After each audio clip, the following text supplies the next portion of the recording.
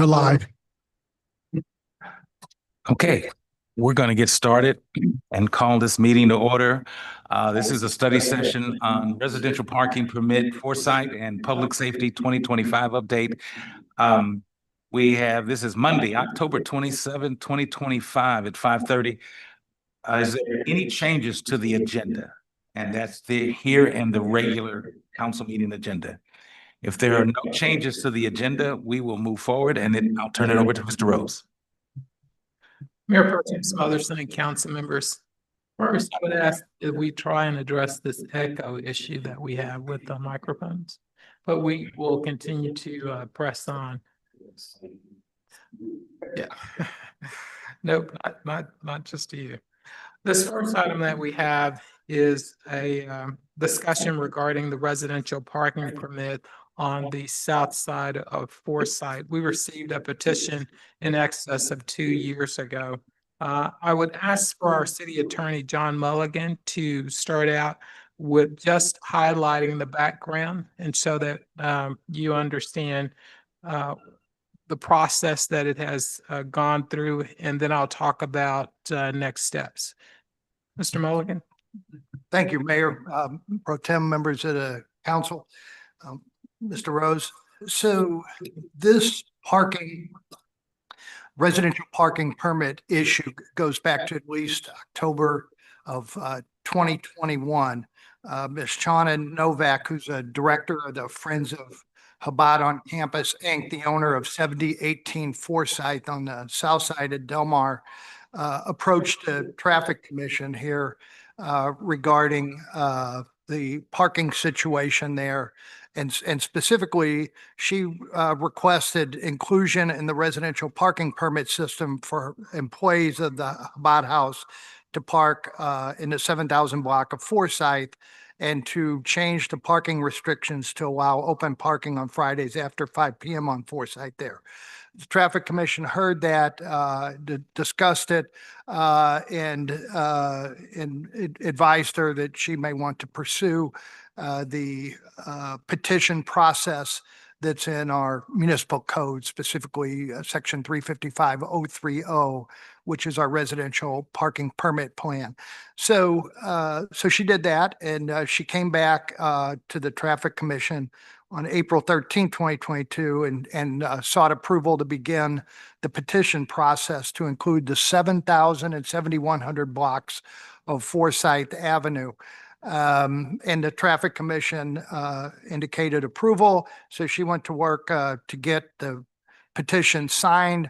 The code requires that at least 75% of the parcels of real estate in a block that will be included in the residential parking permit plan be signed, basically requesting that. So she was able to obtain the requisite number of signatures, came before the Traffic Commission on December 13th, 2022, and made the request.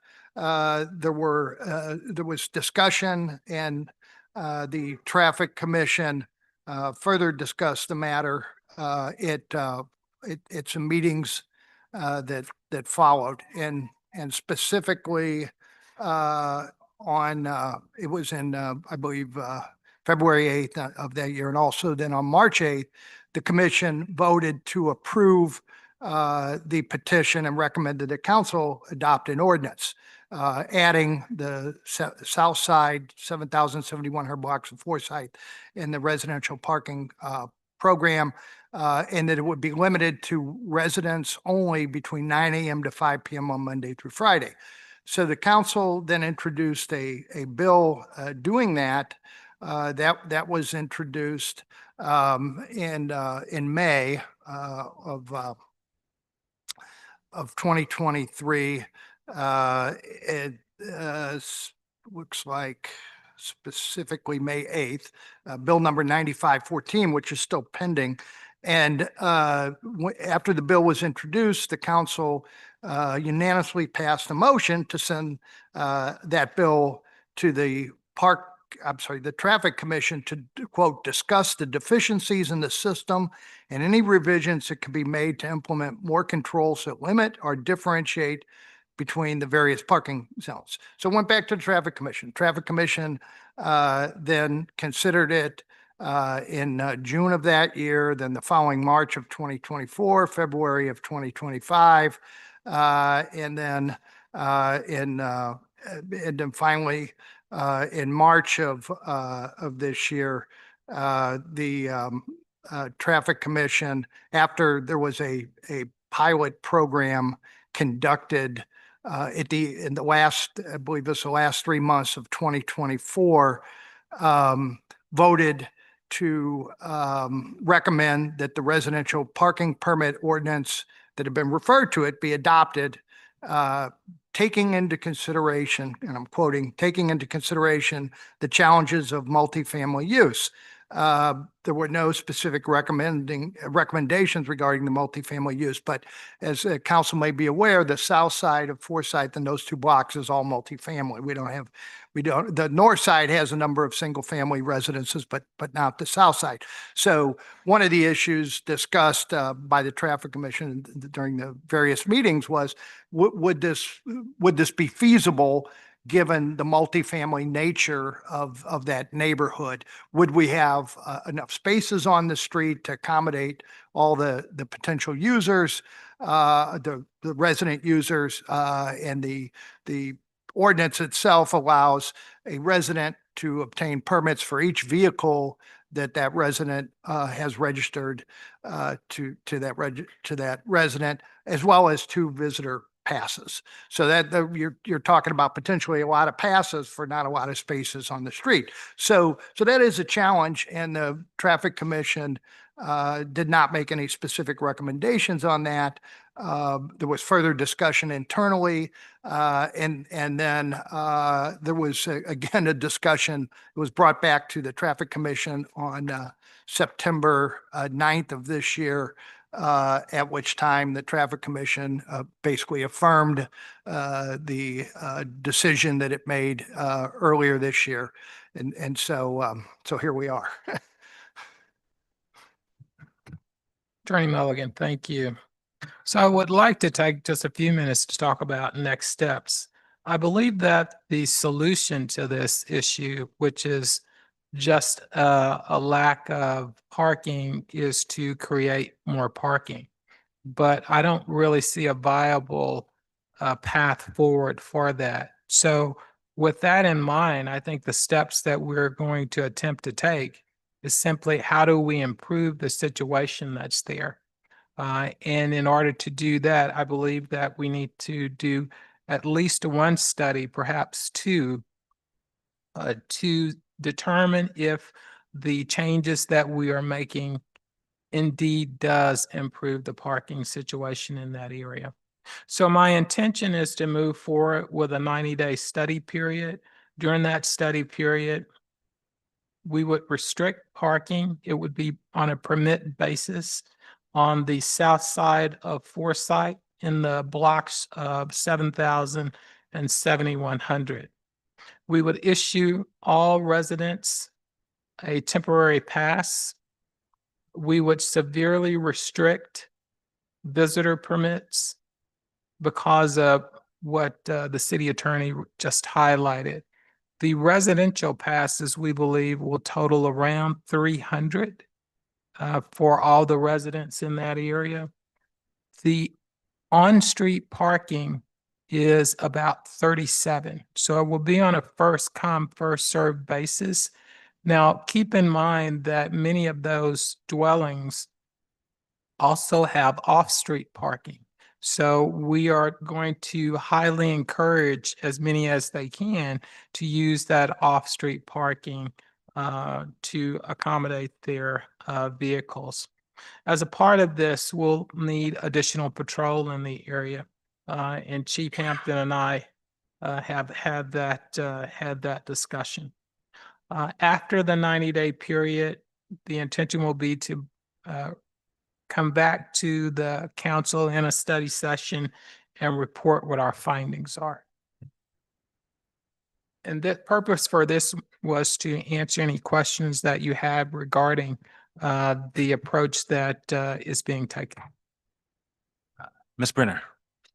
I just have some questions about the ordinance itself and if maybe there are some tweaks that we need to consider over time. One being, well, one statement that I have to say is I don't think we have, the ordinance itself says that there's no, like, if they get a residential permit, there's no guarantee there's a parking space for them. So I feel like we're covered on that, whether or not, you know, there's too many cars for this parking spaces, we're covered on that one. The second piece of it is that maybe the visitor parking, the piece with the visitor parking, which is, I think it's G or it's H, I'm sorry, that's H. Perhaps we need to change the wording to it. One thought I had was to make it like the property of the owner, like whoever owns the property gets the 2 visitor passes, like just change the wording so it says that. So for single family residences, that wouldn't be any big change. But for the apartments, then the owner would have that in their possession and they could determine how they deal with that. And I know there was also a concern, I'm sorry, long thing. There was also a concern about the visitor passes being copied and sold. Mr. Fuller, Council Member Fuller told me about that. And I do think we could probably easily fix that by making sure visitor passes like have a UCD hologram sticker on them or something like that where, you know, like that would be distributed too. I don't think that'd be a high cost item, but those are thoughts I had. Thank you. Mr. Fuller. Thank you, Mayor Pro Tem. My only comment is, do we have 2 residential permit programs now going on Forsyth? One on the north side, one on the south side, correct? Go ahead. Yeah, Okay. Mayor Pro Tem, thank you. Members of council. There is not. On the north side, the single family residential parking is permitted the 7,000 through 7,200 blocks. No residential parking restrictions exist on the south side. Right. I'm speaking that we have, with this program though, I asked the question wrong. There is a residential parking permit on the north side that's been in existence before 2023. That is correct. Right. On the north side, yes. Okay, anything else? I do have a couple of questions, Mr. Rose. In reference to your 90-day study period, you didn't mention, is that parking going to be restricted from 9 a.m. to 5 p.m.? Is that going to be the same? It will be permitted parking throughout the entire day. Permitted parking throughout the entire day? That's Okay. correct. Okay, all right. So does that resolve the issue with the lady that actually filed this and her business with her employees? Because will they be given permits also? Is I that correct? don't recall if her petition actually requested. John, can you speak to that? So, yes, Mayor Pro Tem, members of council, thank you. The initial request back in October of 2021 was to participate in a program so that employees and visitors at the Chabad House could park there. And then when she appeared before the Traffic Commission in April, she made it clear that at the time they had 4 employees in the Chabad House and she was seeking 1 pass per employee. So that raises, of course, the question of, is an employee considered a resident within the meaning of this ordinance that allows a resident to obtain a pass? And the position of the police department, and I know the chief's here, has been not to issue parking passes or to employees. That's the current position of the police department based on the language of the code. So if a council wants to allow employees of an institution that is within a residential parking permit area to receive a pass, then I would recommend clarification of the ordinance to state that. But as it stands, if during this pilot program, and Mr. Rose certainly can address this, it's my understanding that the petition requester will not be receiving parking passes for her employees. She would not. That is correct. Okay. You may recall when I started out the discussion, I said there was one test period and possibly two may be needed. We need to take an incremental approach to better understanding what these changes are going to mean. And we won't be able to do that until we do this initial test period. We believe that we have a deficit in parking currently, even with the off-street parking. This test period will either confirm that or it will reflect that we don't have that deficit. Okay, and then the other part of what I was going to ask is the real problem is that they're trying to stop the WashU employees and students from parking on that section of Forsyth. So again, my recommendation, I would actually hope that we could have the restricted parking, meaning have parking from 9 a.m. to 5 p.m. with the passes. And the reason I say that is that's the critical time that the problem exists. So I think that solves the problem in reference to WashU students and employees. And then also frees up the time so that I agree with the other part that you stated that we should not have visitor passes. Because my question is, when are the visitors going to be there? I could imagine after 5 and on weekends. So I don't know if there's a real need for visitor passes in reference to this permit passing process. So that would just be my suggestion. And then I'll open the floor if anybody else has any other comments. And if that be all, is there anything else on this subject, Mr. Rose? I just want to revisit. So the test period will be limited to residential parking permits will be required from 9 to 5. Is that consensus? Okay. And that we would not issue any visitor passes. So that addresses the concern about getting copied. Is that consensus? Okay. 9 to 5, Monday through Friday. Yes, correct.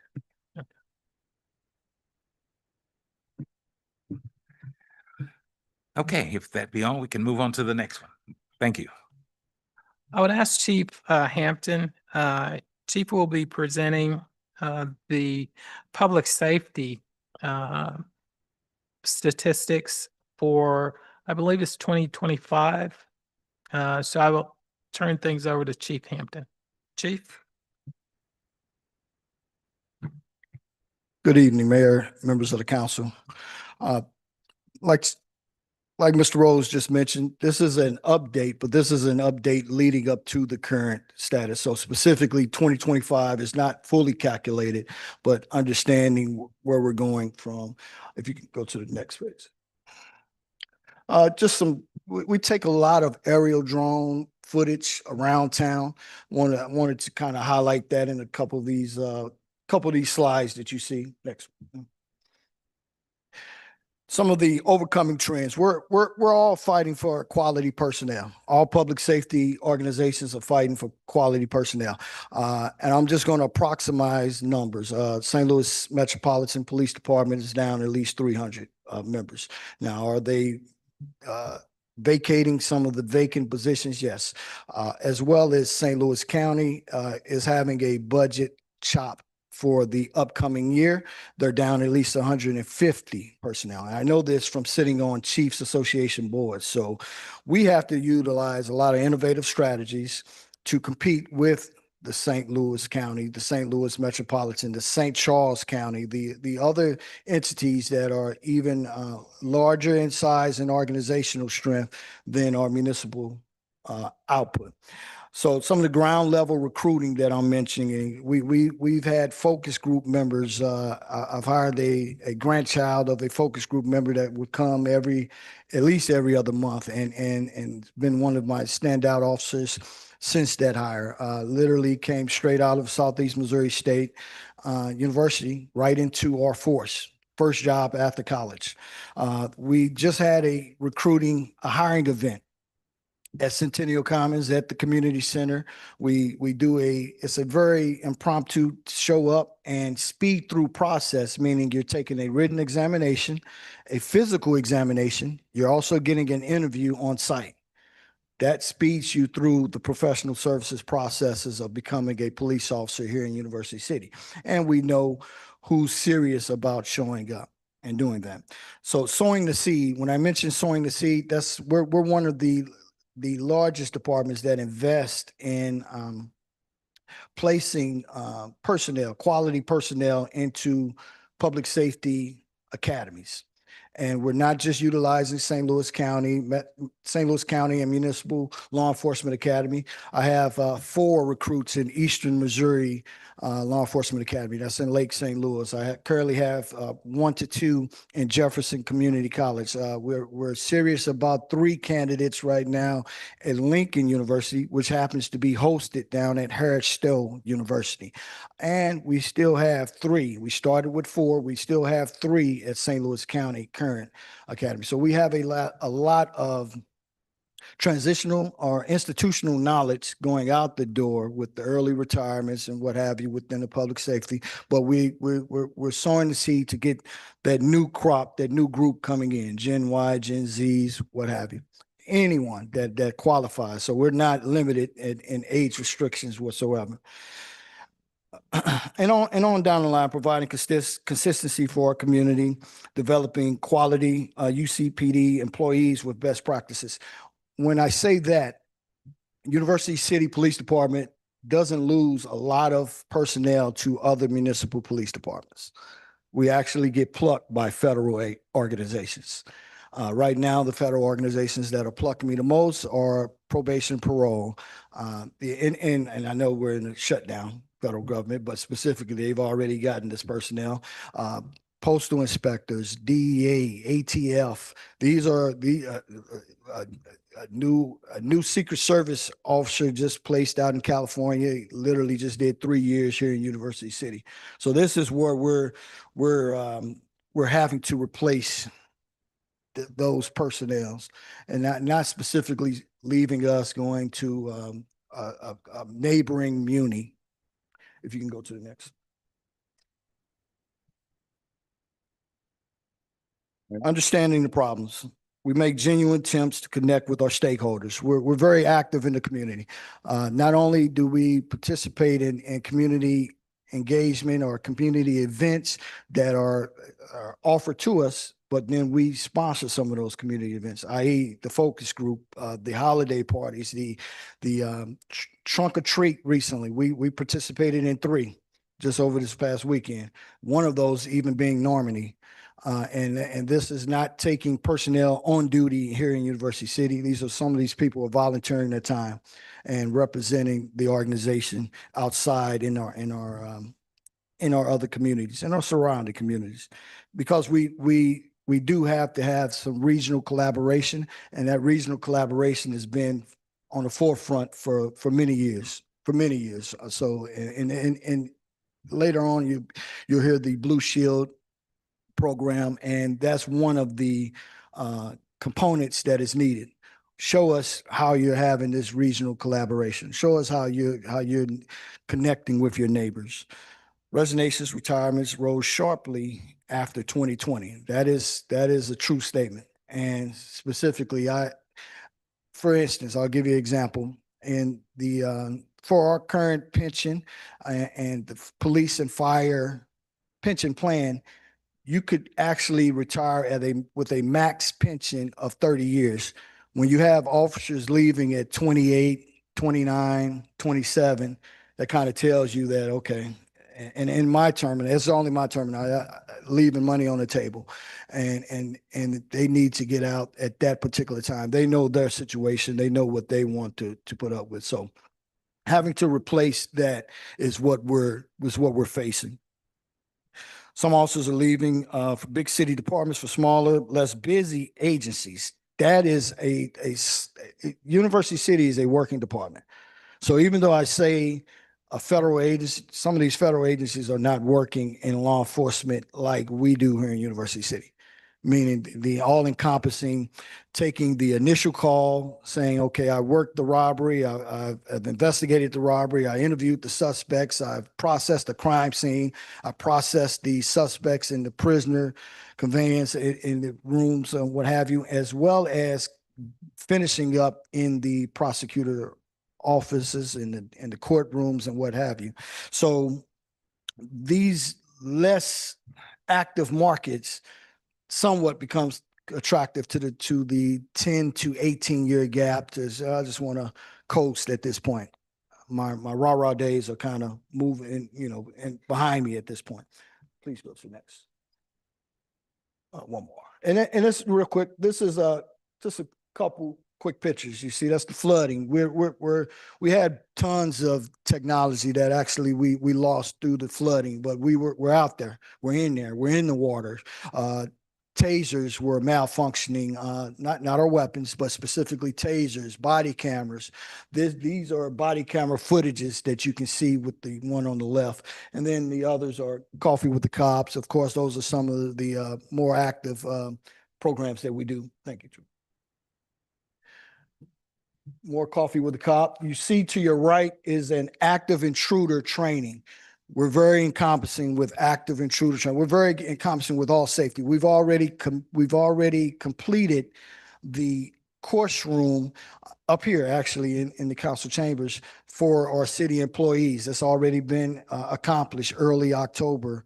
Maybe it may even been late September, early October. Now we actually have a practical set up for all of our University City Police Department employees, where we'll be up here in the weekend hours, specifically doing training, not damaging anything. I know I want to make sure that I'm clear on that, but we will have protocols in place that we put practical scenarios through all of our employees. We're working even with the facility staff, Troy Whitley and his crew, to involve them, see something, say something, situational awareness.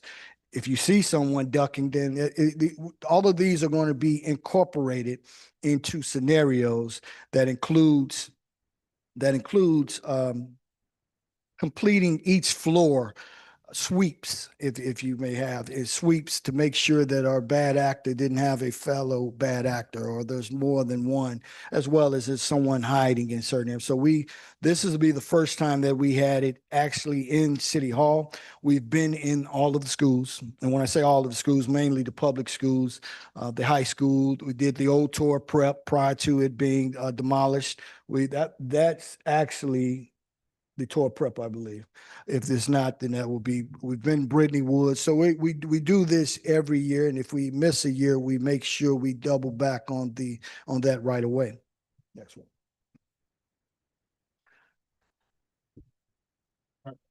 So, all right. What I can tell you is that the job officer for a police officer here in the St. Louis metropolitan area, in the greater St. Louis is plentiful. There's a lot of jobs, even in the small markets. There's ads out there. Desperate police agencies struggle to find these officers. Literally, I say this literally, that yes, we pay more than a lot of our surrounding communities. So specifically, whether we're just taking officers because they have a commission status, that's not going to give you your quality employee that you're looking for that fits into this community. That's going to have that community engagement component within their mechanisms, because they're not practicing that in their current status. They've ended up in a job or two for a reason. So yes, we pluck away from smaller departments? We could. But specifically, is it the right fit for University City? We're looking for that quality component. Next. All right.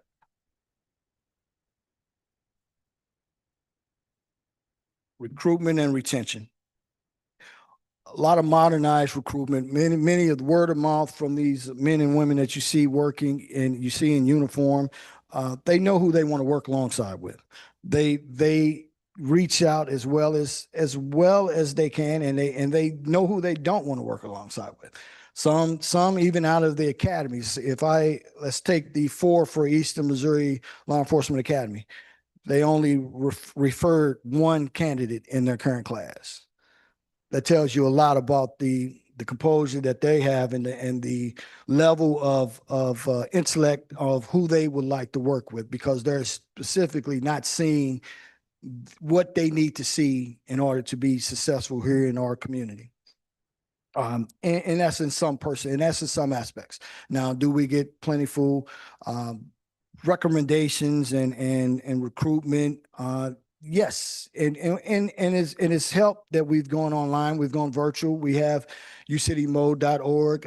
Application can be placed at any time. We deal with a couple vendors, Applicant Pro, maybe called iSolve now, but specifically, we look at these applications on a daily basis. I actually have it open for all of my commanders on up to grade and rank the personnel that are putting in these applications, in these resumes. Some are just submitting resumes, and they're coming from a lot of different open source companies.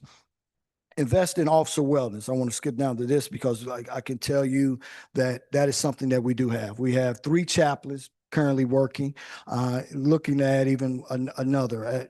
Ms. Novak's husband is one of our chaplains for the Jewish community, and we actively utilize him. Retired Captain Carl Jackson, a very active member of the community, still in church right here. We just had a very successful Faith in Blue campaign. Faith in Blue was an entire weekend that passed a couple weeks ago. Directive as well as the community engagement that was involved was very well met. I mean, we went to every entity. We did chit-chatting, talking, and conversing about what's the issues that they're facing, regardless of what side of time. I want to say almost 30 organizations or 30 institutions. So overall, we utilize civilian staff, and I'll speak on that a little bit more. We actually are up to now 4 volunteers in police services. We started with none. So literally 2 years ago, 3 years ago, we started with 0 volunteers from that. We get this staff and we get these volunteers from our Citizens Police Academy. We try to put on a Citizens Police Academy at least twice a year, but specifically there's at least going to be 1 a year. And with that, that's one of the major requirements to being into our volunteers and police services. Our chaplains are volunteers as well. These are all components that we have a lot of organizations reaching out to us for internships. Free internships. They're not looking for pay. They're just looking for the vetting to come into a criminal justice organization and see what it's like behind the scenes. They're not asking to get out on the street or anything. They want to see what the processing is. They want to see how we handle sunshine requests. They want to see how we handle some of these surveillance techniques that we utilize. Go ahead, move to the next. Valuable volunteers. If you could, that's Chaplain Alberta Smith. I could have put a lot more pictures in here, but I could tell you her husband owns an optical business here in our town for many, many decades. And they're very active, just as Carl Jackson is, as well as Rabbi Novak. On the left, 2 new additions, and we may have one soon. Mr. Richard Harris is the last addition, but specifically his son, who is also in that Citizens Academy graduation, is now petitioning to be a volunteer in police service. They're handling a lot behind the scenes. I mean, even if it comes to fingerprint processing, the cards, or report processing for non-confidential type of, documents and what have you. But they also receive the true vetting that goes into it to be an employee of a law enforcement organization. a civilian law enforcement. So it's not just you're given this role, you actually have to go through the same protocols as a paid employee, just about. Next one. As you can see, currently we're allotted for 79 officers. Currently, we're at 74. So when I mentioned some of the approximations of the deficits, now that teeters up and down. You heard me mention how many new employees, new officers we get on a regular basis. So as easy as one may leave for another state. I actually had one recently leave to go up to Pennsylvania, not to work in law enforcement though. They're relocating their family, and that particular employee I'll just speak on. It literally was a paramedic, was a medical service profession, and came over into our profession by way of us sowing the seed, investing into his law enforcement, and we and definitely fulfilled any employment agreements and what have you for the community. All the way down to one more time, the full-time dispatchers. We're allotted for 12. We're at 10 currently. 5 part-time dispatchers that help fill that up. A lot of our, and when I say a lot, several of our officers started off as dispatchers. So they've been on both sides of the radio. They've been on both sides of that communication piece. They understand the ins and outs and the workings of the law enforcement organization. Clerks, admins all play a valuable part with us. As you can see, the 2 parking controllers, actually one is part-time, one is full-time. We're making it do, and we don't have the parking enforcement staff that Clayton has. We know that. So we attack it with a different approach. We attack it with the layered approach with the officers, with the police trainees that are waiting to go to a law enforcement academy.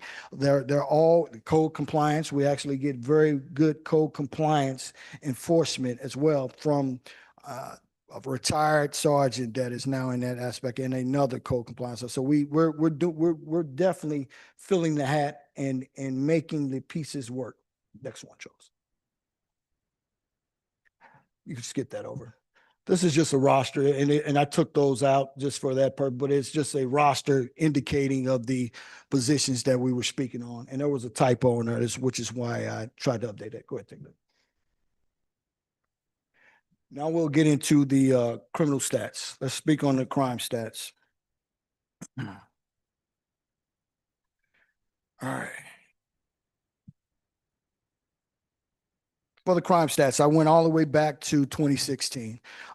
In many of the updates that I give, I try to give you a 3-year picture. I try to give you a 3-year look at what we're facing. So not just 1 year to the next year, but yes, overall, we're down quite a bit in these serious crimes. And you see the serious crimes I'm speaking of: homicides, rape, robbery, aggravated assault, burglary, larcenies, motor vehicle theft, which are called auto thefts, carjackings fall into that, as well as a robbery, arson, all still are calculated at a higher, and what I mean, at a greater reach of what its impact is comparative to a Snicker being stolen out of Schnucks.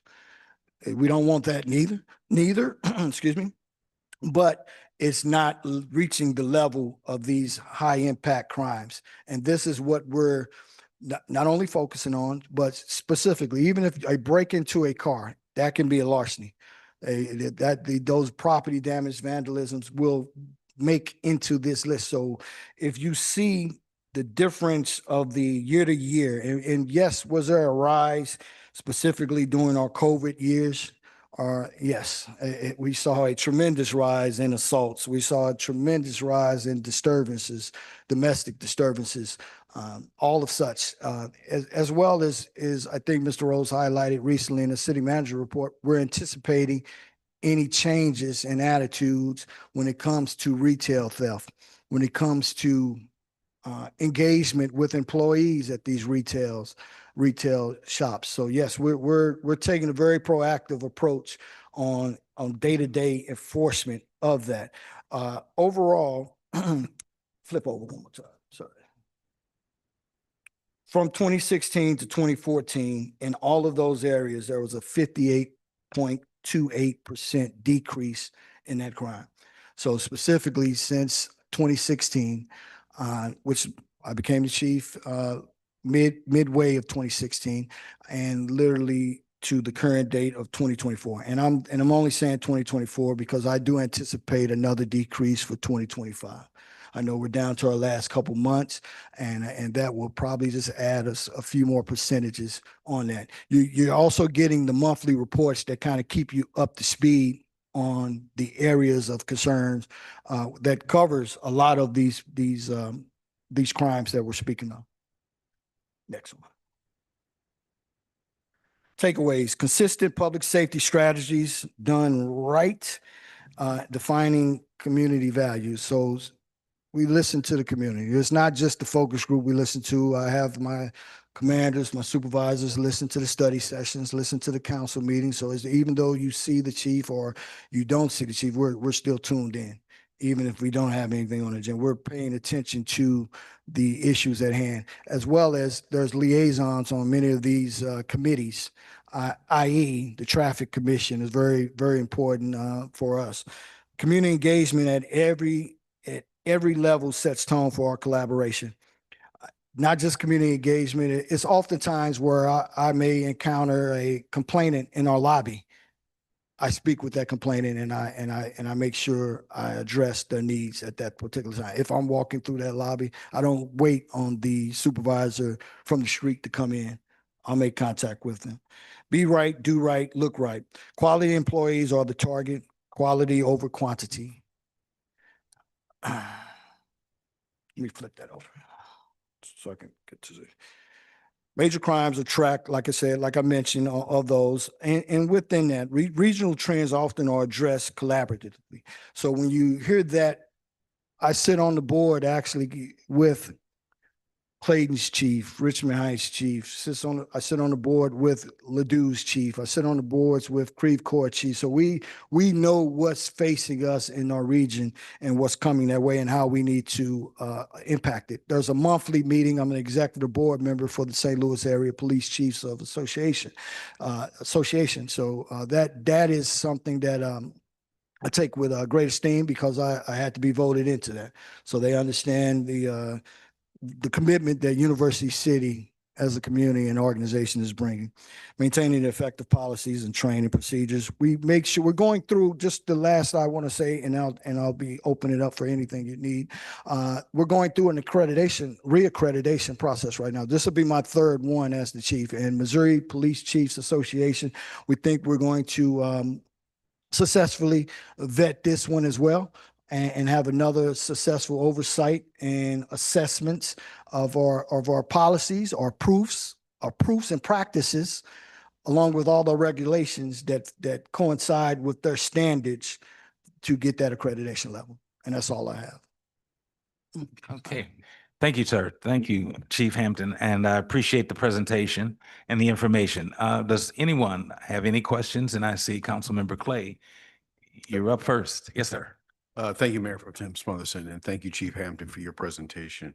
I want to begin my remarks by saying, in my almost 8 years on the council, I have received nothing but favorable commentary about the police and their interactions with citizens.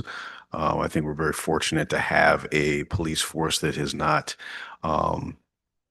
suffered some of the challenges that other departments have challenged as it relates to community, especially communities of color. So I'm really thankful to you and your team for that. Did have a couple of questions. Coordination with WashU. We know despite some of the other things happening or not happening with WashU, it sounds like there has been a robust relationship, at least from a public safety perspective. And is that a fair assessment? And what do you see? What do you see are any challenges or enhancements that would make the relationship with WashU even better? And thank you, Councilmember Clay. I can tell you, we have a very active relationship with them. Just recently, I was on a thread, not only with, Chief Kuntz, but Ms. Schooler. And I can tell you, we were very aware of the potential protest just a few days ago. So specifically that collaboration, and that's a one-on-one thread, and that's not all the police chiefs in the other areas or what have you. They're getting more collaboration from University City, and we're getting more collaboration from Washington University than I can say that some other entities. And when I say other entities, maybe like the Metropolitan Police Department, that I don't really think they're getting that same type of collaboration. But with University City, yes, it's a very active. We actually have a lot of personnel that is currently on Washington University Police Department staff. Quite a bit personnel. I would definitely say upwards of over 10 to 20%, Oh, okay. 10 to 20%. And these are retired personnel from our organization, but they're currently active in Washington Police Department, Washington University Okay. Police. Okay, thank you. Couple more things.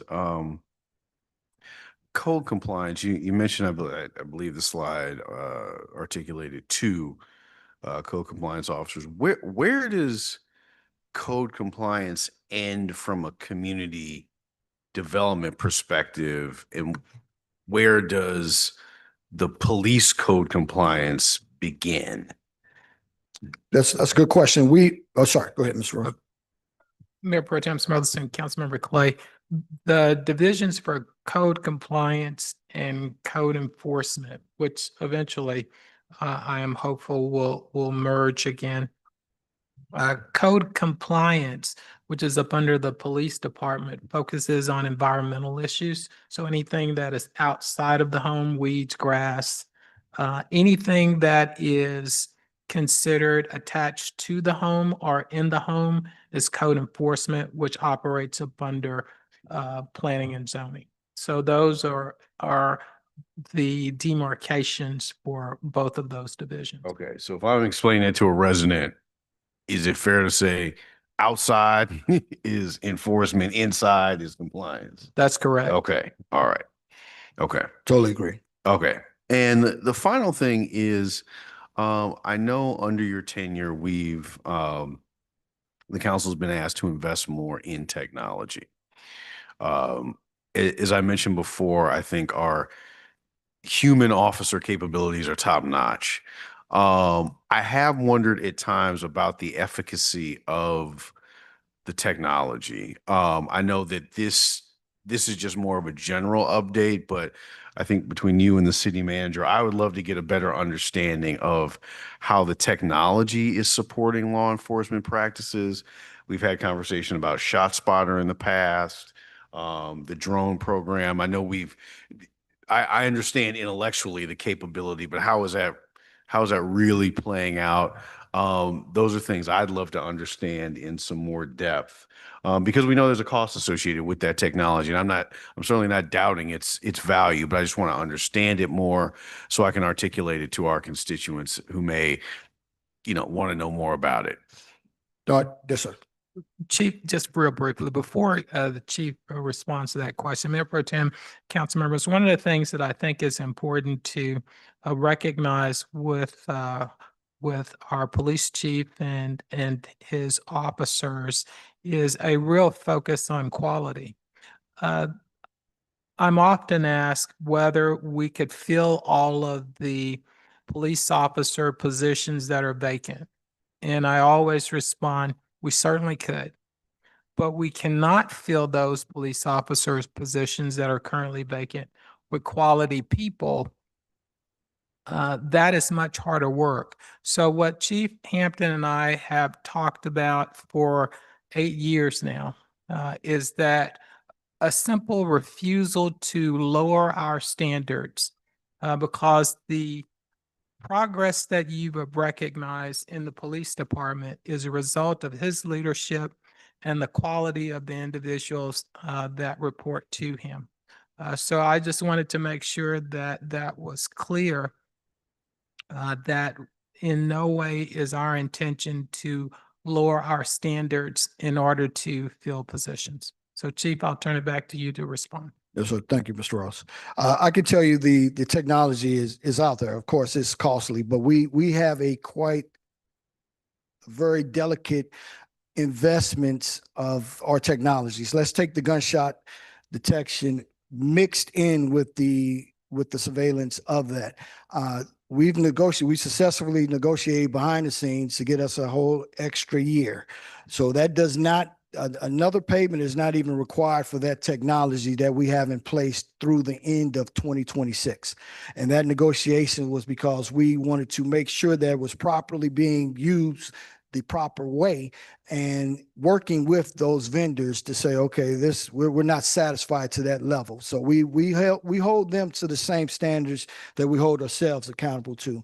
And that resulted, yes, sir, that resulted in that technology. We have other technologies that are going to be introduced within very near future. Specifically, there's technology with robot technologies out here, robot technologies that possibly can, because of the services that it requires, can be introduced into our commercial districts.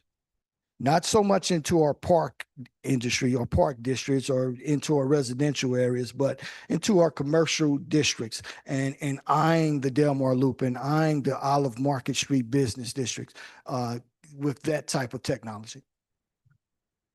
Mayor Pro Tem Smothers and council members, I just wanted to add on to what Chief has indicated. What we're looking at doing is identifying technology that can augment the officers that we have. If our focus is on ensuring that we continue to hire and promote quality individuals, there's a limited pool out there because everyone is trying to pick from that pool. So we must focus more on how do we use technology in order to support